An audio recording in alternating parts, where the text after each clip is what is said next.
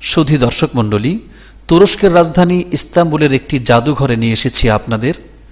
এখানে সংরক্ষিত আছে নবীজি সাল্লাল্লাহু আলাইহি ওয়াসাল্লাম এবং সাহাবায়ে কেরামের ব্যবহৃত বেশ কিছু জিনিসপত্র। আসুন আমরা সেগুলো দেখার চেষ্টা করি। জাদুঘরে প্রবেশ করার প্রধান ফটক দেখা যাচ্ছে। দরজার উপরে লেখা রয়েছে লা ইলাহা ইল্লাল্লাহু মুহাম্মাদুর রাসূলুল্লাহ। প্রথমেই আমরা দেখছি নবীজি সাল্লাল্লাহু আলাইহি ওয়াসাল্লামের পায়ের ছাপ। পাথরের গায়ে নবীজি সাল্লাল্লাহু আলাইহি ওয়াসাল্লামের পা মুবারকের ছাপকে চতুর্পার্শ্বে তামার বেষ্টনী দিয়ে সযত্নে সংরক্ষণ করা হয়েছে। প্রদর্শনের জন্য বাক্সের উপর রাখা হয়েছে।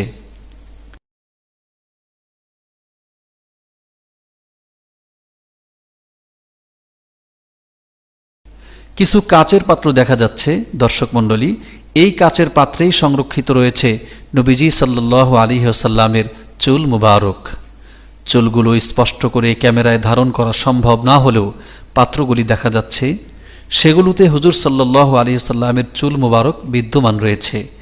সে চুল পবিত্র দাড়ি মুবারক থেকেও হতে পারে অথবা মাথার চুল থেকেও হতে পারে।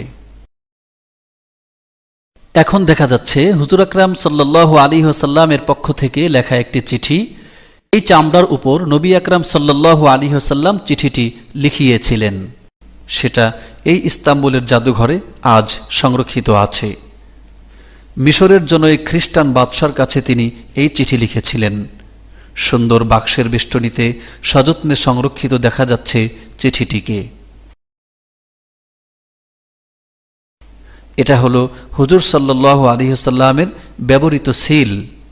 এই সিল তিনি চিঠিপত্র ও চুক্তিনামায় ব্যবহার করতেন। আজ তা এভাবে বাক্সের মধ্যে রাখা হয়েছে।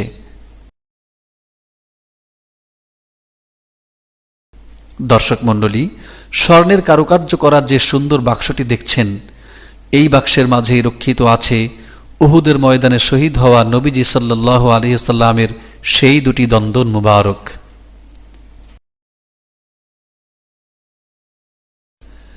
নেমপ্লেটের দুপাশে রক্ষিত দুটি স্যান্ডেল দেখতে পাচ্ছেন। এ দুটি স্যান্ডেল পরম দয়ালু নবী সাল্লাল্লাহু আলাইহি ওয়াসাল্লামের পদস্পর্শে ধন্য হয়েছে। নবীজি সাল্লাল্লাহু আলাইহি ওয়াসাল্লাম স্যান্ডেল দুটি ব্যবহার করেছিলেন। যে ফ্রেমটি আপনারা দেখছেন, এটা হজরে আসওয়াদ অর্থাৎ কালো পাথরের ফ্রেম।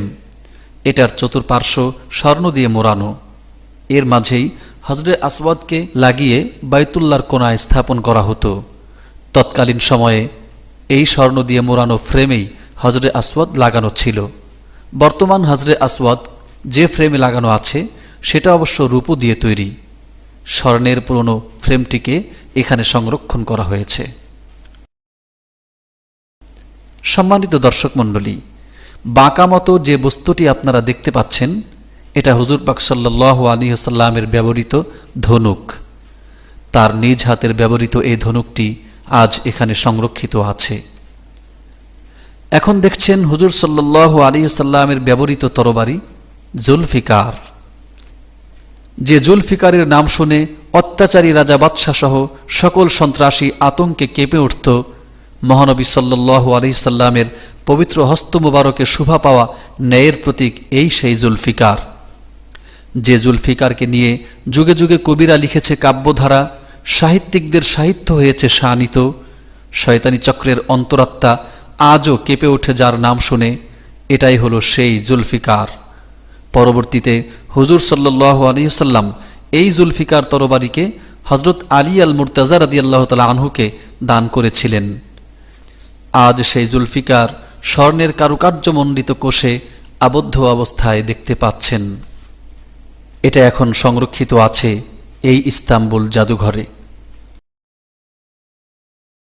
দর্শক মণ্ডলী, যে দুটি তরবারি এখন দেখতে পাচ্ছেন, তার মাঝে বড় ও চওড়া তরবারিটি ব্যবহার করতেন হযরত আলী রাদিয়াল্লাহু তাআলা আনহু, আর পাশের চিকন তরবারিটি ব্যবহার করতেন হযরত উসমান বিন আফফান যিন্নুরাইন রাদিয়াল্লাহু আনহু।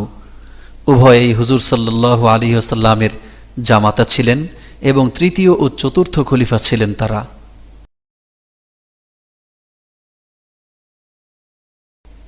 আর এই তরবারিটি ব্যবহার করতেন ইসলামের দ্বিতীয় খলিফা সাইয়্যিদুনা উমর ইবনুল খাত্তাব রাদিয়াল্লাহু আনহু। এর উপরের তরবারিটি ব্যবহার করতেন ইসলামের প্রথম খলিফা সাইয়্যিদুনা হযরত আবু বকর সিদ্দিক রাদিয়াল্লাহু আনহু। দুটি পাশাপাশি দেখছেন আপনারা, উপরেরটি আবু বকর সিদ্দিক এবং নিচেরটি উমর ইবনুল খাত্তাব ব্যবহার করতেন রাদিয়াল্লাহু আনহুমা। নবী সাল্লাল্লাহু আলাইহি ওয়াসাল্লাম এবং সাহাবায়ে কেরামের যুগে পবিত্র কাবা ঘরের দরজা কোনো ধাতব বস্তু দিয়ে তৈরি করা ছিল না, বরং সাদামাঠা কাঠের তৈরি এই দরজাটি তখন কাবা ঘরে লাগানো ছিল, যা আপনারা দেখতে পাচ্ছেন। খয়েরি কালারের একটি বড় কাষ্ঠখণ্ড। দর্শক মণ্ডলী, পাশাপাশি তিনটি তরবারি কোষবদ্ধ অবস্থায় আপনারা দেখতে পাচ্ছেন। এর মাঝে প্রথমটি সাহাবী জাফর তাইয়ার রাদিয়াল্লাহু তাআলা আনহু ব্যবহার করতেন।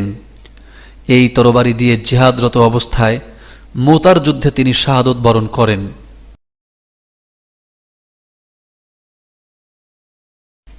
পরের দুইটি তরবারি নবীজি সাল্লাল্লাহু আলাইহি ওয়াসাল্লামের আদরের দুই নাতি সাইয়্যিদুনা হযরত হাসান ও হুসাইন রাদিয়াল্লাহু আনহুমা ব্যবহার করতেন।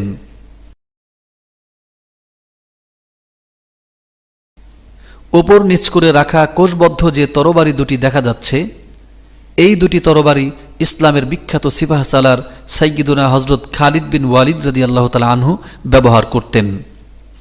ইসলামের ইতিহাসে এক অজেয় বীর মুজাহিদের নাম হল খালিদ বিন ওয়ালিদ। খালিদের শক্তিধর দুই বাহুতে ধারণ করা যে তরবারির সামনে পৃথিবীর বহু প্রভাবশালী কাফের সেনাপতিরা মাথা নত করে পরাজয় বরণ করে নিয়েছিল, এই দুটি তরবারি হল খালিদের সেই তরবারি।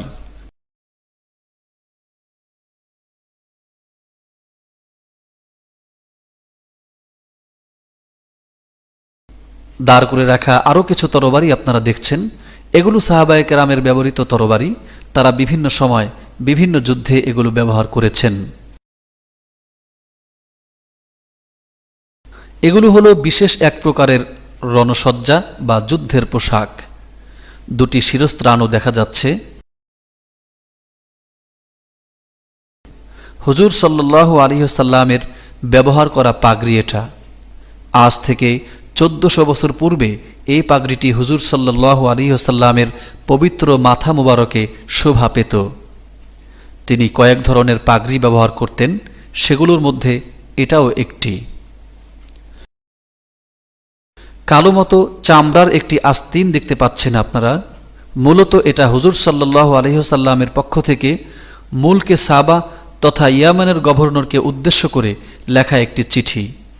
লেখাগুলো এখন অনেকটা ঝাপসা হয়ে গেছে, তবে এতটুকু বোঝা যায় যে এতে আরবিতে কিছু একটা লেখা রয়েছে এবং হুজুর সাল্লাল্লাহু আলাইহি ওয়াসাল্লামের সিল রয়েছে এতে। ড্রামের মতো যে বস্তু দুটি দেখা যাচ্ছে, এগুলো হলো দামামা, যা যুদ্ধের পূর্বে বাজানো হতো।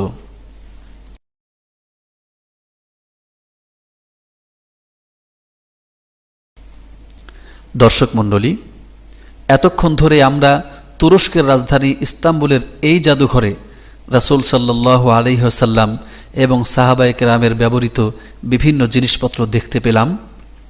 এই তুরস্ক বা অটোমান সাম্রাজ্য দীর্ঘ 700 বছর সৌদি আরব শাসন করেছে, ফলে তাদের পক্ষে সম্ভব হয়েছিল এই সব দুর্লভ জিনিসপত্র সংগ্রহ করে এভাবে হেফাজত করা, যা থেকে বেশ কিছু জিনিসপত্র আমরা দেখতে পেলাম।